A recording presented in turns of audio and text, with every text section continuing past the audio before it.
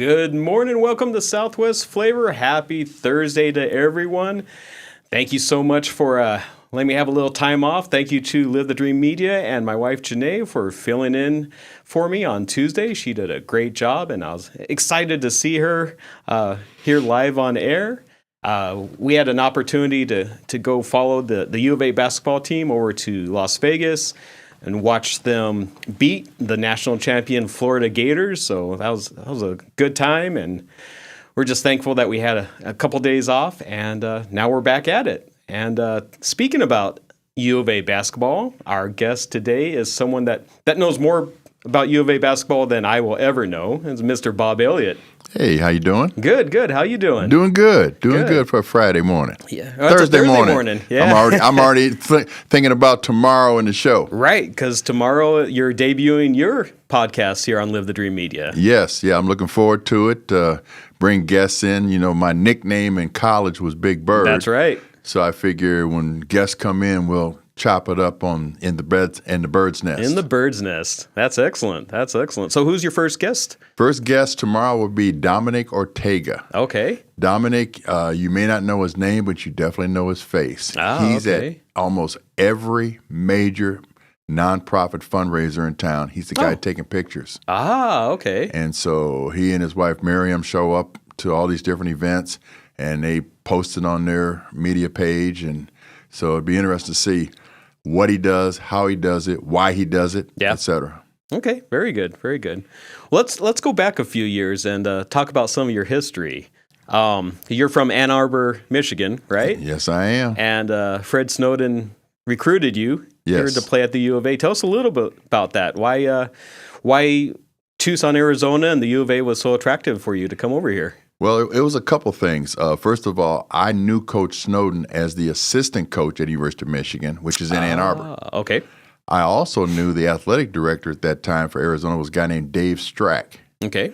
Dave Strack used to be the head basketball coach at the University of Michigan. Oh, okay. And as a kid, when I was 10, the first basketball camp I ever attended was the Dave Strack basketball camp at Concordia College in Ann Arbor. Okay. And Coach Strack, he kind of had his office position where he could see the ticket office.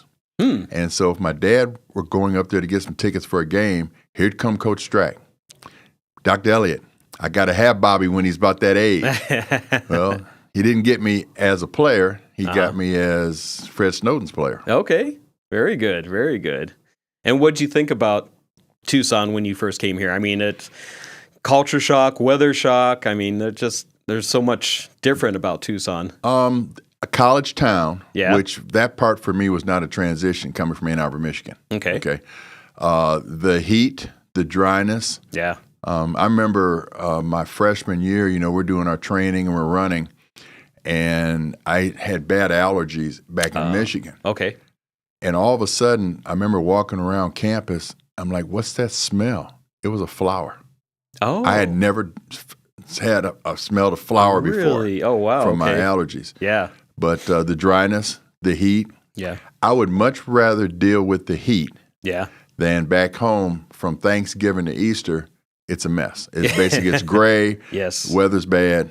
Yeah. So you don't have to shovel any snow here. No. Definitely no snow. Definitely not any snow. Yeah. Matter of fact, it was weird because my very first game here, I remember walking over from Graham Hall, because I was in the dorm, in shorts and flip-flops. Right. In November. Right. Just right about this time of year. Exactly. Yeah. No way back in Michigan. Right. Yeah, not happening. Yeah. You watch like football games and stuff right now in other parts of the country, and they have their hoodies on. They're kind of bundled up already. Yes. You can just see the dark, heavy clothing. Yeah.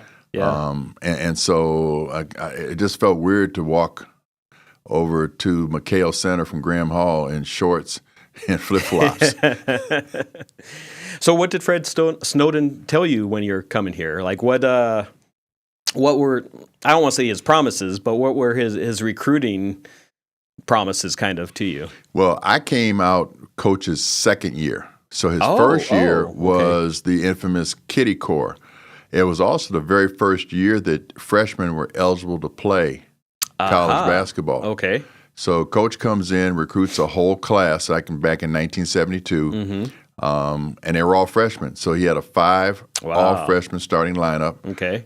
Eric Money and Conneal Norman, Jim Rappas, Al Fleming, and a guy named John Irving. Okay. And I come in the second year. John decided to transfer, so he wasn't on the team when I came in that next year. But for me, like I said, I knew Coach Snowden those 4 years that he was the assistant coach at Michigan. Yeah. A couple facts about Coach Snowden. Yes, he was the first black head coach, Division I, at a major university. Right. Here at the University of Arizona. Yep. Here in Tucson, not in L.A. or New York or Detroit or someplace like that. Right. But Coach was also the first black head assistant coach at a Division I school when he went to Michigan. Oh, wow. Okay. Yeah. And because he was a very successful high school coach at Detroit Northwestern High School. Okay. And Coach used to tell us stories about some of the guys he had in high school. Mm-hmm. He used to always tell us about the four tops and the temps. Oh, yeah?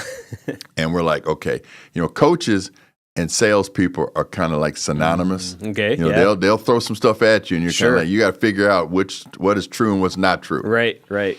So, Coach how much of it is enhanced? Yeah, exactly. Yeah, embellished big time. Yeah. Although, in my senior year in high school, we had what's called the Round Ball Classic. It's an all-star game for all the seniors in high school. And the guest coach for our team was Melvin Franklin from the Temptations. Oh, okay. So Coach Franklin shows up in the locker room, and he's got these boots on, which I don't know what animal they killed. But as a 17-year-old kid, you're kind of like, man, that's pretty impressive. Yeah. Okay. Walks into the locker room, and he's Coach Snowden's nickname was Fox, Freddie the Fox. Mm-hmm. Walks in the locker room and says, "Where's Fox's boy at?" So I sheepishly raised my hand. He said, "He gets the ball all game long." I said, "I like him." Right. But then in terms of the four tops and the temps, my junior year, we played UNLV in Vegas. Oh, okay. And who walks in the locker room, because they were doing a tour at the time and they were in Vegas? The four tops and the temps. Wow. "Fox, we're here. We told you get to Vegas and we're here. We're coming to support you." I said, "Well, I guess that one, check that box. That one's true." Right. But also, Coach was really more of a baseball guy. People don't know that. Okay. Oh, a very successful baseball coach at Detroit Northwestern. Wow. Two of the guys he had that went pro, Willie Horton, okay, played for Detroit Tigers, and John Mayberry played for the Kansas City Royals. Oh, wow. Yeah. Nice. So Coach but that was it. Coach, his pitch to me was, I already knew Erickson Korn. Erickson Korn and I and Jerome Gladney, who was in the same class as I was in, we were on a team that represented the city of Detroit in a national tournament. With that, I live in Ann Arbor. I do not live in Detroit. Right. So to play with this team, they put Eric Money's aunt's address down here for me. And so we won that national tournament. Wow. And so having that history with Erickson Korn as players, having that history with Coach Snowden. Yeah. Because I used to walk out of the Michigan games after the games were over with Coach Snowden and his wife and his kids to their car. So he said, "Bobby, let's come west with us and let's make history." Yeah. And you guys did. I mean, you started what we know now as Arizona basketball. No question. That's why I wrote that book called Tucson, a Basketball Town. Right. Because it did start with Coach Snowden. When Coach Snowden came here, they were still playing in Bear Down. Mm-hmm. They would get maybe 1,000 people if they were lucky in a 3,000-seat gym. Oh, wow. Okay. And Coach comes, he sells out Bear Down. Mid-season of his first year, they move over to McHale with 14,000 seats. Wow, yeah. And he sold that out also. And that was went from a 3,000 to 14,000. And sold it out. Yeah. And I think that's what unlocked the door for a lot of black coaches to go to Division I major schools. Okay. Because Coach came here and did a couple things that administrators like to see. Number one, they won, right? Of course, yeah. Winning solves a lot of problems. Number two, brought a lot of money in. Yeah, yep. And publicity was good. Yeah. So they hit the trifecta. Yep. And all of a sudden, right away, Washington State hired George Raveling, who was assistant coach at Maryland. Okay. Georgetown hires John Thompson, who was a high school coach at St. Anthony's. Oh, okay. And to this day, the coaches that are in the age group of about 55 to 70 will all still come up to me and say, "You don't know what Coach Snowden did for me." Because he unlocked the door that gave me the opportunities that got coaches talking Yeah. to actually go big time. Right, right. And there's still areas in the country where there's a lot of racial tension for not only coaches, but for players. Right now in the world, there's a lot of racial tension. That's true. That's true. Tension, period, everywhere. Right, right. But I believe in your book, or maybe one of your interviews, you talked about playing in some areas of the United States where No question. There was some racial tension for black players. No question. Yeah. You know, you get called the N-word, you just say, hey, that's their problem, not yours. Yeah, yeah. So, yeah. And like you said, there's still racial tensions all over the world. Yeah, all over the world. Yeah. Yeah. Which is unfortunate, but exactly. it's a reality. It is. It's a reality. It really is. You have to It keep really on is. just living your life. You do. Yeah. You know, you just say, you know, all you can do is do the best you can do, be the best you can be, and treat people like you'd like to be treated. Right. Exactly. So then let's fast forward. You get through your U of A career, and then you get drafted into the NBA. But you're drafted by the 76ers, right? I was drafted by the Sixers. But you didn't play for them. Not in the regular season. Okay. It was a loaded roster. Okay. Back then, you were allowed to have 12 guys on your roster. Oh, okay. You were allowed to have up to 3 guys on injured reserve list. And they already had 13 guys from the previous year on their roster, including injuries. Wow. And then you get drafted there. Yeah. And they were pretty successful. They went to the finals against Portland. Okay. But, you know, it didn't work out. Yeah. From a basketball standpoint. It did work out in terms of, I would say what's more meaningful, Ron. Okay. Relationships. Yeah. You know, relationships are everything. They last a lifetime. Right. So one of the guys that befriended me, took me in as like his little brother, was Julius Erving. Yeah, okay. Of course. And he and I still to this day, he's my big brother. Yeah. So then from there, you went and played 1 year in Europe? To finish that year. I finished that same year. Okay. Over in Europe, and then came back and signed with the Nets and played 3 years with the Nets. Oh, okay. And how was that experience? A lot of travel. Yeah. It's unlike the guys now. So when we played, you flew commercial, number one. Yeah. And it meant waking up at 4:30 in the morning to catch a flight to go to another town and play another game. Yeah. Whereas nowadays they have private planes with executive chefs on board. No. Lazy boy chairs that fit them. Right. You know, right. It's not like sitting in a regular airplane. Yeah, exactly. I mean, a person like me, it's no problem. But you have a bunch of basketball players where the shortest guy might be 6 foot. Ron, there is not a seat in a plane that fits me. Yeah. Not at all. You know, if I go back to coach and go in the emergency exit, I might have more leg room. Yeah, exactly. But you don't get the width. Oh, okay? okay. So whoever's sitting next to me is in trouble. I'm just leaning on them. Yeah, yeah. In first class, you get the width in the chair, but you don't get the leg room. Oh, okay. So, I mean, it is what it is. I Yeah. mean, people say, what's it like to be 6'9"? I said, I don't know anything else. That's true. That's true. So, did you have a big growth spurt like during high school, or were you always just, several inches taller than everyone else? Up until 8th grade, myself and a few other guys were about the same size. Okay. I started 8th grade at 5'8", 135 pounds. Okay. I started 9th grade at 6'3", Oh, wow. 130. Oh, wow. 130. I grew 8 inches and lost weight. Yeah, yeah. And it was very dramatic because that year my mother said, you're in a growth spurt. I'm not buying you any other clothes till you finish. So in the school yearbook is a picture of me with my pants hitting me somewhere in my shins. Yeah, you had your high waters on. Oh, they call it Dr. Flood. Yeah. You know. And mom said, no, until you finish this spurt, we're not buying any more pants. Wow. So that was a little dramatic. Right. Yeah. But luckily I kept being active. So, but I mean to gain, grow 8 inches and lose, 3 to 5 pounds. Yeah. Oh my goodness. Yeah. Did that affect your knees or anything during that growth spurt? Yeah. Knees and my spine. Okay. You know, where Yeah. they tried to impress on me, make sure you sit up straight Yeah. because your spine will start to curve. And I Oh, started yeah. to develop muscles around the curvature if I was slouching in chairs in school and stuff like that. Right. But nothing major. I Yeah. mean, obviously got past all of that. Okay. But that was the year when all of a sudden I went from being one of the tallest with everybody to being, no, he's the tallest guy in the class. You know, you go take a picture and say, okay, go in the back. It's automatic. Just go in the back. Yeah. It's in the middle, and everybody.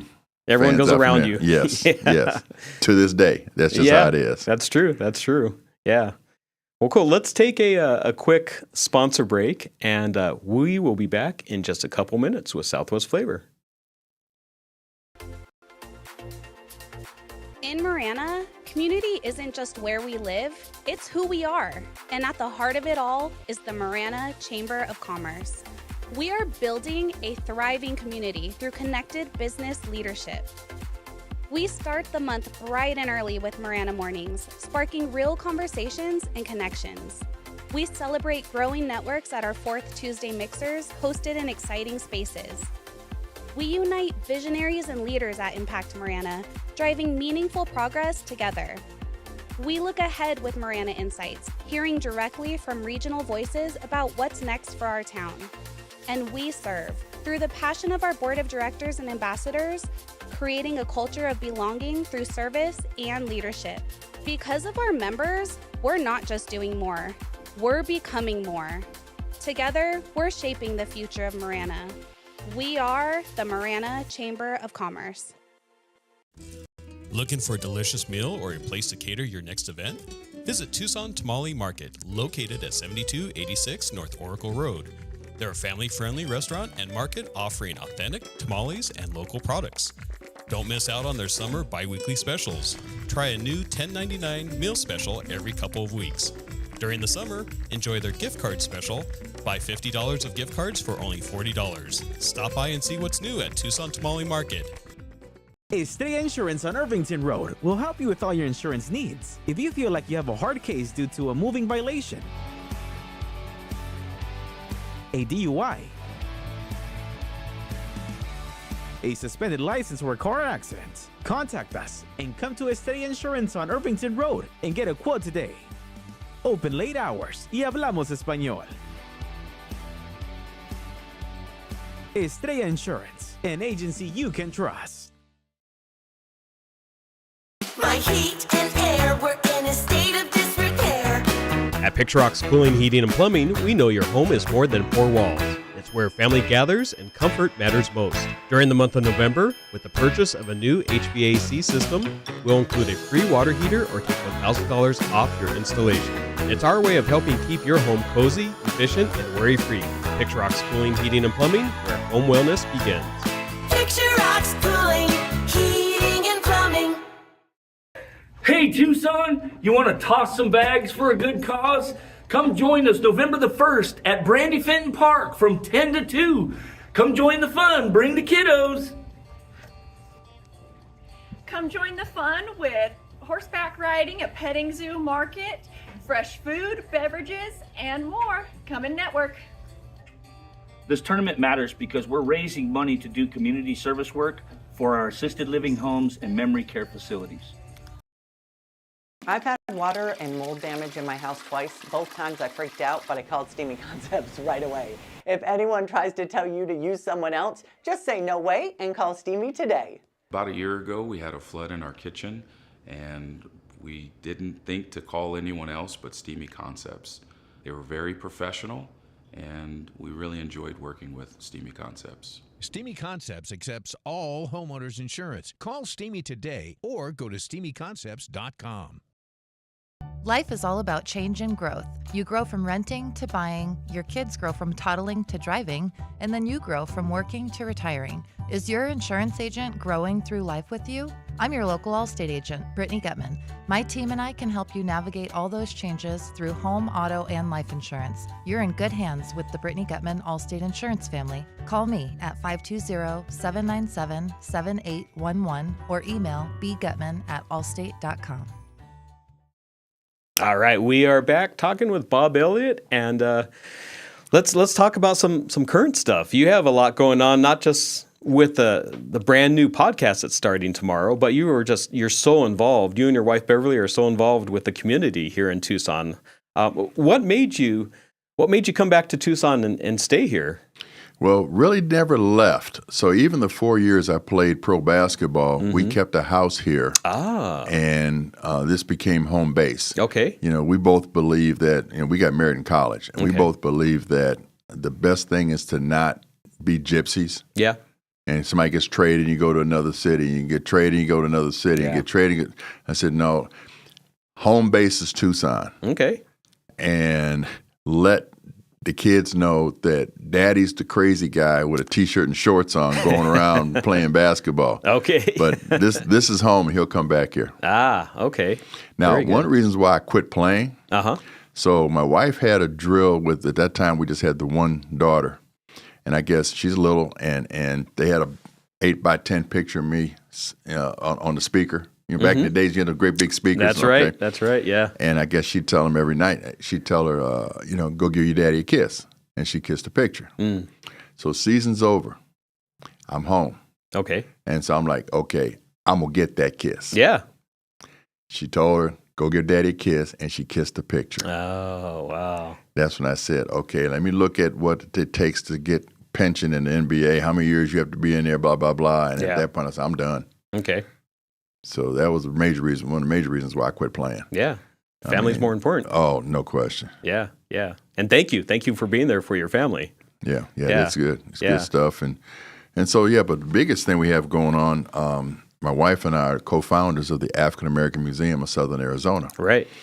And how that started was during the pandemic, March of 2020. We've been married 50 years. We have 10 grandkids. Wow. One great-granddaughter that's 1 year old now. Oh, cool. Yeah. I don't know about the G word, but that's another issue. That's another podcast. Yeah. But the youngest of the grandkids was in kindergarten, March of 2020. He's 7.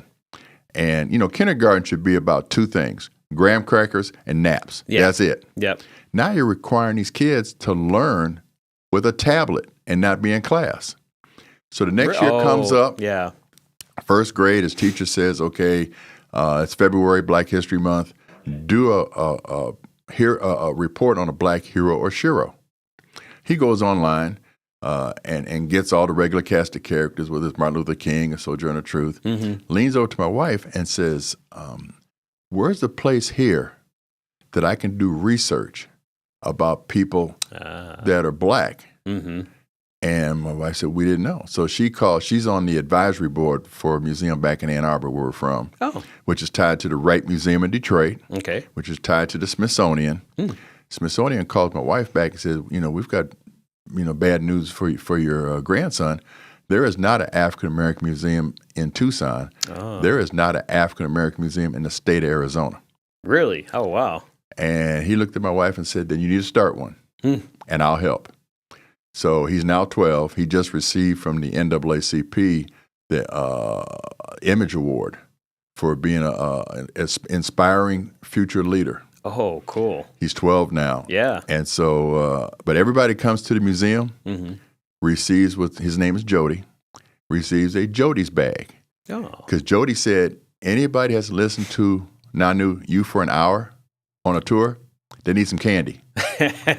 So he puts in these bags. He goes to Walmart, gets candy, gets the bags, puts a couple pieces of candy in there and a magnet that you put on your refrigerator with our QR code as well as the logo. And everybody gets a Jody's bag. Very cool. Yeah. And where is that located at? Okay, we're in the Student Union. Okay. Right around the corner from the bookstore. On that second floor, right across from the food court also. Okay. So a great location. We've been open since January 14th of 2023. Okay. We're about to hit 10,000 people before the end of this year. Wow. That have gone through that museum. That is fantastic. Yeah, unbelievable. The community support has been unbelievable. Right. Unbelievable for people to come and look. Over 700 donors have contributed to the museum, and it takes a lot. It was a project. Yeah. Because we literally started with a blank sheet of paper. Right. And had to put everything together from the infrastructure, the exhibits, the fundraising, the PR, you name it. So But no, it's been great. How did you start? How did you start with your research? Well, my wife, who was the volunteer executive director, that was one of the keys to being a museum is get as many volunteers as possible. Yeah. So that way you don't have a lot of payroll. Yeah. But she did all the research, finding out what it takes to be a museum. We are listed as a small museum, which means that your annual budget has to be under $250,000 a year. Ah, okay. And because of that, it allows you to go after certain grants. Once you get past that 250, now it's like you're in a whole nother world. Oh, okay. So no, it was a lot of research to get all that together, the exhibits, the TIs, get the tenant improvements, get the building to look the way it does. Yeah. But we're in room 244. Okay. Officially. But again, it's just if you were to park in the 2nd Street garage. Okay. Yeah. And you look to your right, there's a Starbucks. Okay. Keep going a little further is the bookstore. Ah. Keep going a little further. But before you get to the mall, look to your left, and that's right where we are. Oh, okay, cool. So a great location. Yeah, yeah. Very good, very good. What else do you have going on here in the community? Well, our annual fundraisers are our fireside chats. Oh. So we had Ruby Bridges here, the very first one. Ruby, some people don't know her name, but they know her face and her picture. Norman Rockwell has a famous painting of a 6-year-old black girl in 1960 being escorted to school when she integrated the New Orleans school system. Oh, wow. Okay, she came. Carlotta Walls, one of the Little Rock 9, the integrated Central High School, she came in Little Rock. Stacy Snowden came in to explain some of the things that she and her family went through when Coach Snowden was here, such as they couldn't buy a house in 3 different places because of redlining. Because people just didn't want African Americans, and the CCNRs would say that. Really? African Americans, people of color are not allowed to live in this particular neighborhood. She also mentioned how when she was in elementary school, a lot of times the kids would go out on the playground. She couldn't go because of death threats. Oh, wow. Yeah, see, and a lot of people didn't know that. Yeah. The last one we did was Julius Erving, my old teammate with the 76ers. Doc came in, and everybody was expecting like basketball highlights. And Julius comes in and starts the program saying that, he really supported the museum that Bev and I and our family are doing, but that he's the only living member of his immediate family. Really? Mother, father, sister, and a brother. Okay. And so that kind of set the stage that this was going to be about life. Yeah. And you could have heard a pin drop when he made that statement. Wow, yeah. But it was great. We had sponsors that basically allowed a lot of young basketball kids to come in and listen to Doc. Yeah. And then our next one will be February 18th. Okay. And a childhood friend, Tony Dungy, the NFL Hall of Fame coach. Okay, yeah. First black coach to win a Super Bowl. That's currently right. on NBC on Sunday Night Football. Yep, and I've read several of his books. Well, Tony will be here. Oh, fantastic. The personal relationship there is Tony and I used to play high school summer league basketball together. Okay. And he was actually in our wedding 50 years ago. Wow. So there's a picture that we will show of Tony in 1975 with an 8-inch afro like everybody else. Right. He couldn't grow one of those right now if he wanted to, okay? Because you can see him on NBC every Sunday night. Yeah. There's no afro there. Right. So he'll be here, and Tony is Tony. He's always been that way. Yeah. It was a shame it took the NFL so long to give him a chance to be a head coach. Yeah. But, obviously he and I have been in touch the whole time, and he would go into his interviews. He'd have a cross on his lapel, have his Bible in his hand, and here comes the question: what are your priorities in life? And Tony would always say, God, family, football, in that order. Right. But I will have a winning program for you. Right. And so Tony will be here February 18th. Fantastic. To tell his story. I look forward to that. Yeah, that should be good. Should be good. Well, Bob, thank you so much for coming on today. It's been a pleasure. Thank you. Thank you for having me, and look forward to being in your seat starting tomorrow, 9 a.m. Fridays. Yep. The Bob Elliott show, and have these guests come in.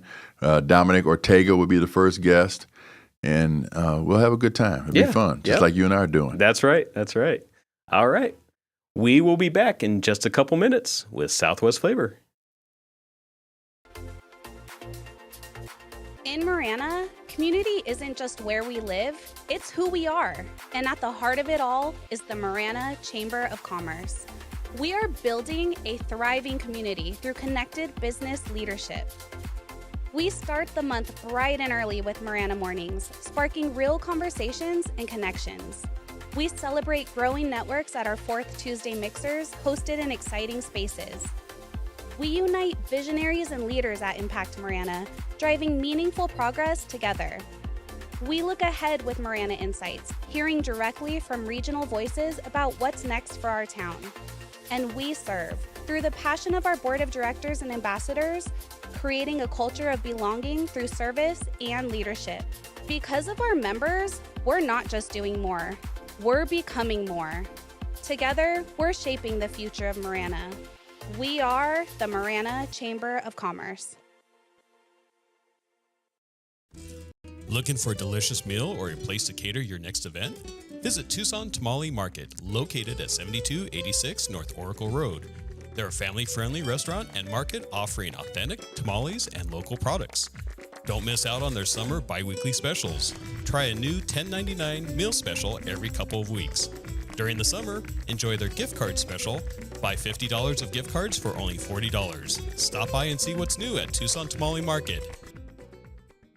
Estrella Insurance on Irvington Road will help you with all your insurance needs. If you feel like you have a hard case due to a moving violation, a DUI, a suspended license or a car accident, contact us and come to Estrella Insurance on Irvington Road and get a quote today. Open late hours y hablamos español. Estrella Insurance, an agency you can trust. My heat and air were in a state of disrepair. At Picture Rocks Cooling, Heating, and Plumbing, we know your home is more than four walls. It's where family gathers and comfort matters most. During the month of November, with the purchase of a new HVAC system, we'll include a free water heater or take $1,000 off your installation. It's our way of helping keep your home cozy, efficient, and worry-free. Picture Rocks Cooling, Heating, and Plumbing, where home wellness begins. Picture Rocks Cooling, Heating, and Plumbing. Hey Tucson, you want to toss some bags for a good cause? Come join us November the 1st at Brandy Fenton Park from 10 to 2. Come join the fun, bring the kiddos. Come join the fun with horseback riding at Petting Zoo Market, fresh food, beverages, and more. Come and network. This tournament matters because we're raising money to do community service work for our assisted living homes and memory care facilities. I've had water and mold damage in my house twice. Both times I freaked out, but I called Steamy Concepts right away. If anyone tries to tell you to use someone else, just say no way and call Steamy today. About a year ago, we had a flood in our kitchen, and we didn't think to call anyone else but Steamy Concepts. They were very professional, and we really enjoyed working with Steamy Concepts. Steamy Concepts accepts all homeowners insurance. Call Steamy today or go to steamyconcepts.com. Life is all about change and growth. You grow from renting to buying, your kids grow from toddling to driving, and then you grow from working to retiring. Is your insurance agent growing through life with you? I'm your local Allstate agent, Brittany Gutman. My team and I can help you navigate all those changes through home, auto, and life insurance. You're in good hands with the Brittany Gutman Allstate Insurance family. Call me at 520-797-7811 or email bgutman@allstate.com. Welcome back to Southwest Flavor. You can check us out every Tuesday and Thursday at 9 a.m. Our next guest is Erickson from Tucson Business Investments. Correct. How you doing? Doing great. How are you? Good, good. Thank you so much for coming on today. Yeah, appreciate the invite. Yeah, and so you're a local Tucson business broker. I am. Yeah. Tell us about that. Yeah, so I've been doing this for about, 3 or 4 years now. Okay. Started in real estate on the investing side, but when the Fed started fighting inflation, realized all of my investors were going to be on the fence for a while, and so decided to pick up a new skill set. Yeah. And I've always liked spreadsheets, and so I had a friend of mine who had bought a second home down here. He was up in Portland, Oregon, and he was a business broker. I'm like, oh, that's cool. And then wait a minute, what does that mean? Right? So you hear the phrase, but you're not really sure. Most what that people is. don't know what it is. Yeah. So what we do is we help business owners who been in their business 10, 15, 20, however long, who don't have anyone to pass it on to. Okay. Kids are like, that's not for me, or no, that's too hard, or I want to be a doctor or a lawyer or whatever. Right. And they don't have anyone in the company, and so they say, well, I still want to retire, so I want to sell. Yeah. And so we help them go through that process of getting a valuation. And then if they like the valuation, we move forward and help them find a buyer. Okay. So it's really that exit planning, exit strategy for business owners when they don't have their own plan. Okay. I'm thinking out loud here, but I think probably most business owners don't like the valuation. And so there's like a step or there's a process that you can give them and say, hey, this is what you need to do to get where you need to be to sell this business, right? Yeah, it's interesting because when they're really motivated, their valuation idea isn't really that far off from what we can actually get them. Okay. The ones who have this huge number, often it's a made up number, right? Sure. I want $2 million. Well, where'd you get that from? I don't know. It just sounds good, right? Those ones. That's what I think it's worth. Yeah. Some of those people have a little more, there's a little more education on that front. But when people are starting to get really close to it, they know how their business is doing. Yeah. And they start paying attention to the numbers a little bit more, or they start being aware of those, or they have no idea, right? And so the number that we give them a lot of times, like, oh, really? I can get that much for it? Oh, wow. Okay. And so it's interesting that for those who haven't planned for it and all of a sudden need to sell, that's what we tend to help more of. Those who are planning have a succession plan, know who they're going to give it to, have those steps in plan, and honestly don't need us most of the time. Okay, all right. I think just from being a business owner that you should always prepare your business and have your business as the most attractive business out there, right? And just if you needed to sell it, you'd be an attractive business to sell. Absolutely. I mean, because that's just running a good business. Sure. Yeah. Yeah. And, and to your credit, right, that's how you're able to be here today, right? Because you've got your team in place, you're at your sport. Right. A lot of business owners never get past that, hey, I'm the operator, right? So Yeah. there's a business owner, and then there's this business owner / operator. Right. And it's those operators that really don't have that succession plan in mind. They're just trying to get past the next day, trying to get past the next payroll. Yeah. And then, 20 years goes by, they look up, say, hey, I don't want to do this anymore. Yeah. Right. And so that's when they start looking for people like us to say, how can I get out? Right. And so Right. then we kind of start talking them through, well, we need this or that. And, well, I want more than that. Then we start talking them through, things that you're talking about of, well, you have to have certain things in place to have that higher valuation that you're looking for. Yeah, exactly. And I think a lot of business owners don't look at their profit and loss statement every month, or even more often than that. Yeah, I mean that's numbers don't lie. Right. Yeah. Right. And that's your report card. That's your blood pressure. You Sure. know. I mean, it tells everything about you. And if you're spending way too much and you're not bringing in enough, then changes need to be made, or you have to figure out different strategies to change what you don't like. Sure. Yeah, and that's what's really interesting is that the business owners are like, well, I'm not even sure where my taxes are. You're like, whoa, this is going to be a longer haul, right? Yeah. Those who can come in and say, no, I've got 3 years of tax returns. I look at my P&L every month. They're in a much better position and often get a higher multiple than those who are just like, I need to sell. Okay, well, why do you need to sell? I don't know. I got to get out, right? And so those ones are often we can't sell those ones, and that's that's a hard conversation to have. But really, you need 3 things to sell a business. Mm-hmm. 1, desirable results. 2, can you prove that you have desirable results, right? Yeah. That goes back to those numbers, right? Yeah, Can you sure. can you pull up that P&L? Can you reproduce it every month, right? Yeah. It's not just, well, I did it once for my CPA, I'm good for a year, right? That's a scary proposition. Yeah. And the third one, is it transferable, right? Is it all in your head, right? So we struggle more with designers or people who are creatives who, they're not having a team do it. It's just all coming from them. Yeah. For example, like this podcast, if you were just making up stuff every day, I'd have a hard time replacing that. But Sure. with you bringing in new people every day, it's like, well, my actual business is the invite, right? I can teach people how to invite people to come and present versus it all come out of my head. Exactly. I remember it was many years ago. It was probably 10 years ago, and I was still out in the field, so I was that the guy that was still out in the truck. But I talked to someone about I was just interested. They were invited me to explore, maybe selling my business. Sure. And they told me, they said, you're too far in the business. Yeah. You are the business. You're the face of it. Right.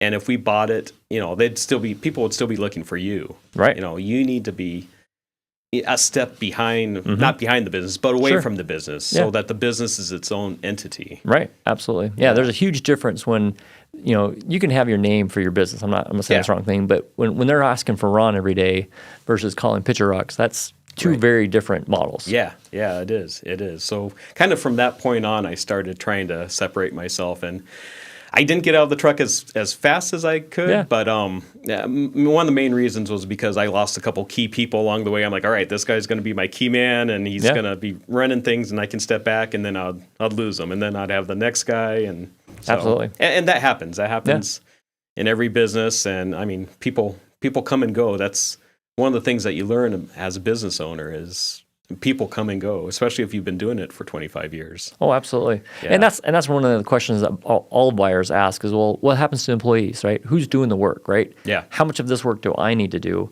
And then they make that evaluation. It stops being a price discussion and it starts being a skill discussion for a lot of businesses of, I can't do that, right? I don't know how to turn a wrench, right? Or I don't know how to do the marketing. Right. And so, if your task list is so long that it pushes people away, then that's as big as obstacle as a price or valuation. Yeah.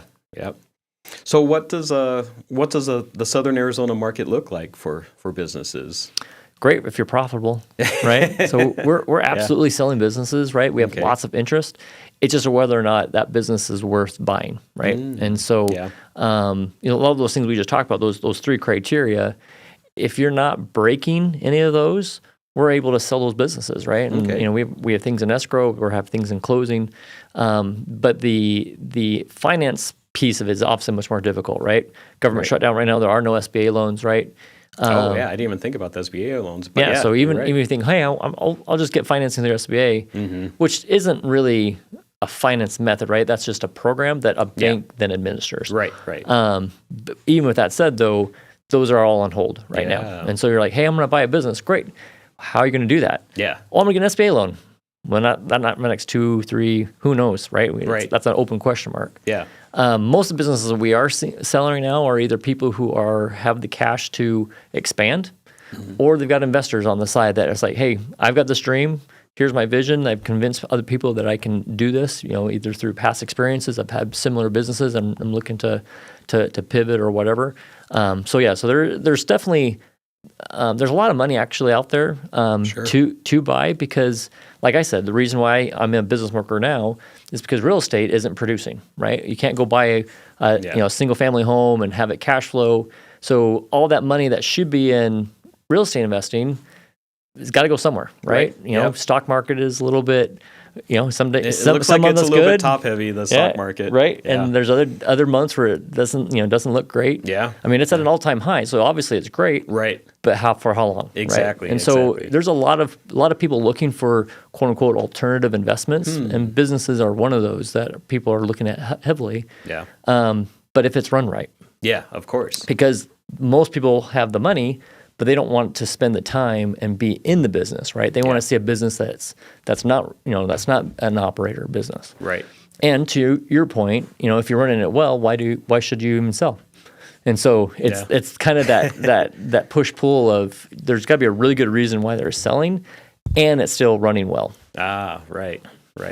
Do you usually see the owner that's selling? Do you usually see them like stay on for a little while, just for that transition period? Or if they're willing to stay on, it obviously helps the buyer being willing to stick around. It's what are they staying for, right? Or what are the tasks that are really being needed? Okay. So we had one recently that was a good example of this, where the seller wanted to had a great business, right? It was an electrical contracting business, doing a really good job of it, but got tired of being in Arizona. So they found this beautiful place out in Tennessee, and like, hey, we want to move out there. Well, I can't keep running my contracting business from being, boots on the ground, right? Right, exactly. Can't hold the contractor's license, all those kind of things. But he still could be a good sales rep, right? Don't need to be physically there to call it, GCs or, call the old contacts. And so he stayed on as a sales rep. And so he can do that remotely, keeps all of the business flowing, right? Keeps the pipeline full, yet doesn't have to be there every day. Oh, wow, that's fantastic. So for the buyer, that was a great trade because the buyer had the experience to be the boots on the ground and had this insurance policy of, hey, if things are looking slow, I'm just going to tag the previous owner and he's going to go find me 2 or 3 more jobs. Right. And he has a lot of those contacts already, those relationships. Absolutely. So, I mean, Tucson is a huge relationship town. Absolutely. It really is. Yeah. So, I mean, a lot of times it's the people who you know and your reputation. Your reputation is huge. Absolutely. Yeah. Yeah. I love your. It's probably weekly emails. Is it weekly or is it? I try to do them twice a week. Twice a week. Okay. Yeah. All right. Yeah.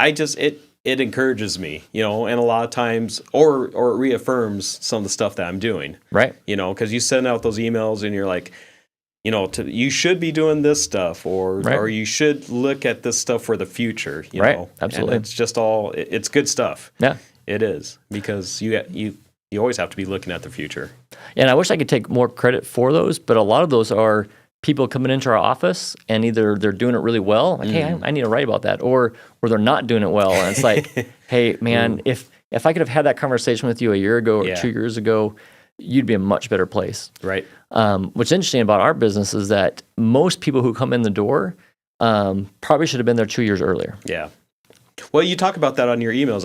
Is it kind of like a 3-year process of selling your business? Because you need to have a lot of preparation in there. Yeah, unless you've done all the work up front and kind of either gone through it one time before or haven't. If you're just starting the process, we need 3 years of tax returns that are solid, right? Yeah. That's kind of like the baseline. Right. And so if you're walking in the door and you haven't done your tax returns in a year, you're already a year behind, right? So it's going to take just that year to get that going.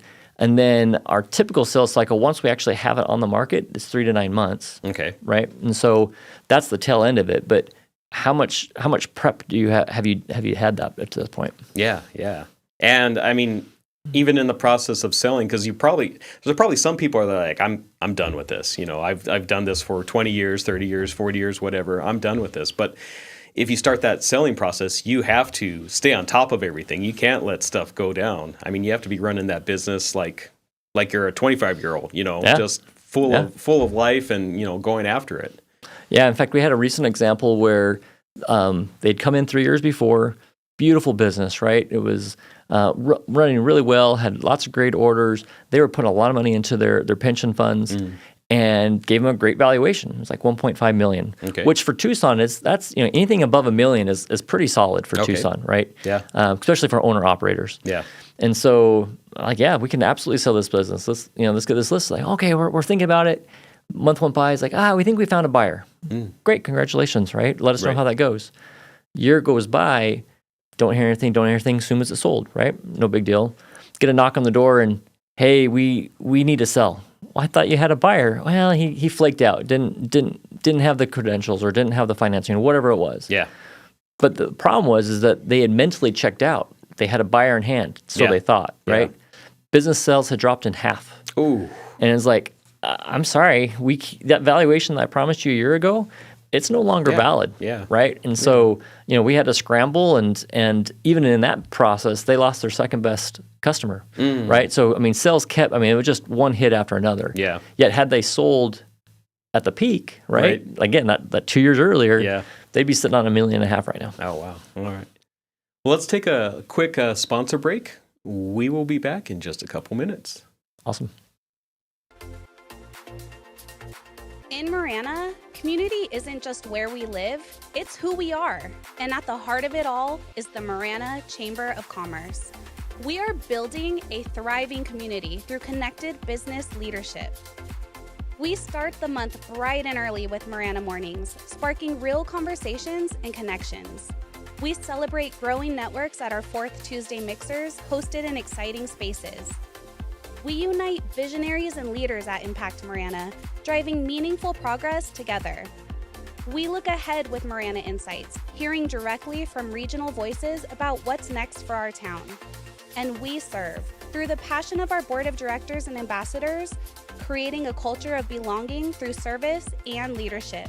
Because of our members, we're not just doing more, we're becoming more. Together, we're shaping the future of Marana. We are the Marana Chamber of Commerce. Looking for a delicious meal or a place to cater your next event? Visit Tucson Tamale Market, located at 7286 North Oracle Road. They're a family-friendly restaurant and market offering authentic tamales and local products. Don't miss out on their summer bi-weekly specials. Try a new $10.99 meal special every couple of weeks. During the summer, enjoy their gift card special. Buy $50 of gift cards for only $40. Stop by and see what's new at Tucson Tamale Market. Estrella Insurance on Irvington Road will help you with all your insurance needs. If you feel like you have a hard case due to a moving violation, a DUI, a suspended license or a car accident, contact us and come to Estrella Insurance on Irvington Road and get a quote today. Open late hours y hablamos español. Estrella Insurance, an agency you can trust. My heat and air were in a state of disrepair. At Picturox Cooling, Heating, and Plumbing, we know your home is more than four walls. It's where family gathers and comfort matters most. During the month of November, with the purchase of a new HVAC system, we'll include a free water heater or take $1,000 off your installation. It's our way of helping keep your home cozy, efficient, and worry-free. Picturox Cooling, Heating, and Plumbing, where home wellness begins. Picturox Cooling, Heating, and Plumbing. Hey Tucson, you want to toss some bags for a good cause? Come join us November the 1st at Brandy Fenton Park from 10 to 2. Come join the fun, bring the kiddos. Come join the fun with horseback riding, a petting zoo market, fresh food, beverages, and more. Come and network. This tournament matters because we're raising money to do community service work for our assisted living homes and memory care facilities. I've had water and mold damage in my house twice. Both times I freaked out, but I called Steamy Concepts right away. If anyone tries to tell you to use someone else, just say no way and call Steamy today.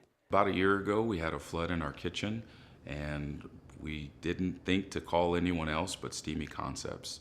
They were very professional, and we really enjoyed working with Steamy Concepts. Steamy Concepts accepts all homeowners insurance. Call Steamy today or go to steamyconcepts.com. Life is all about change and growth. You grow from renting to buying, your kids grow from toddling to driving, and then you grow from working to retiring. Is your insurance agent growing through life with you? I'm your local Allstate agent, Brittany Gutman. My team and I can help you navigate all those changes through home, auto, and life insurance. You're in good hands with the Brittany Gutman Allstate Insurance family. Call me at 520-797-7811 or email bgutman@allstate.com. We are back talking with Eric Erickson of Tucson Business Investors. So you have a lot going on. We were talking off air. Just you always have a lot going on, but you also own your own business. Correct. Yeah. Tell us a little bit about that. Yeah. So when I became a business broker, it was probably a year in, and maybe two. I'm not sure. But anyways, one of our brokers in the office had a dry cleaners for sale. Okay. And he does a lot of laundromats and dry cleaners. I wasn't really paying a lot of attention to it. It was his thing, and I was working on trying to build my book of business. And at one point, he got frustrated, and he's like, man, I don't know, I can't sell this thing. If I was younger, I'd buy it myself. I'm like, wait a minute, why is that? And so I had him walk me through his logic, and basically, as I took notes, I'm like, you know what? I'm going to send this out to our buyers list, right? You know, people who had shown interest in other opportunities. Just did an email blast and just kind of wrote down what he said. It's like, hey, if you could do these things, right, this might be a good opportunity. And so I sent that out, and I happened to have my wife on copy with that email. And so I sent it out thinking, hell, I wonder what people might be interested in.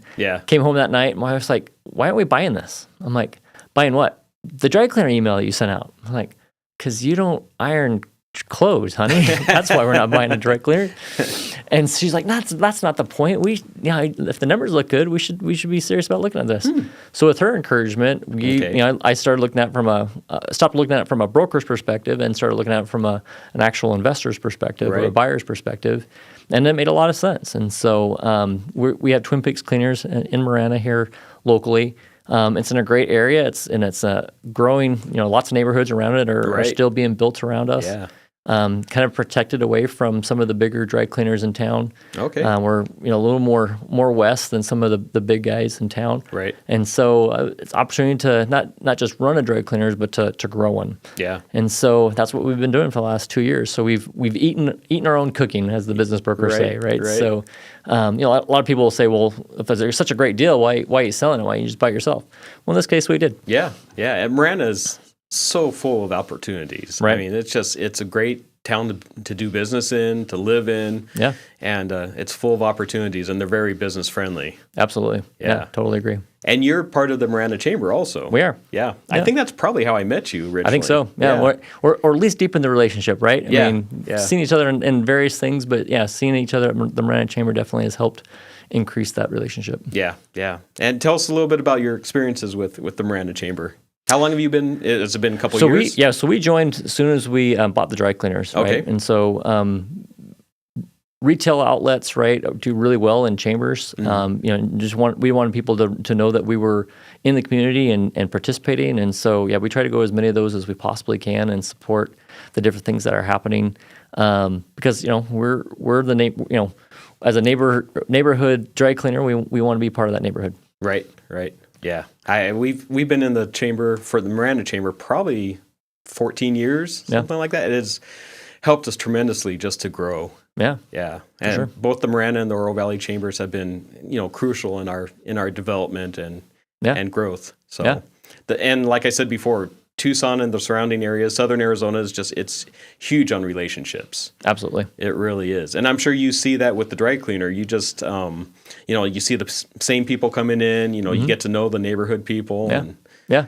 No, it's fun for people walking in the doors like, hey, I've seen you there, or your other clients somewhere else. And so it's great being able to serve and help people like that. Right. Right.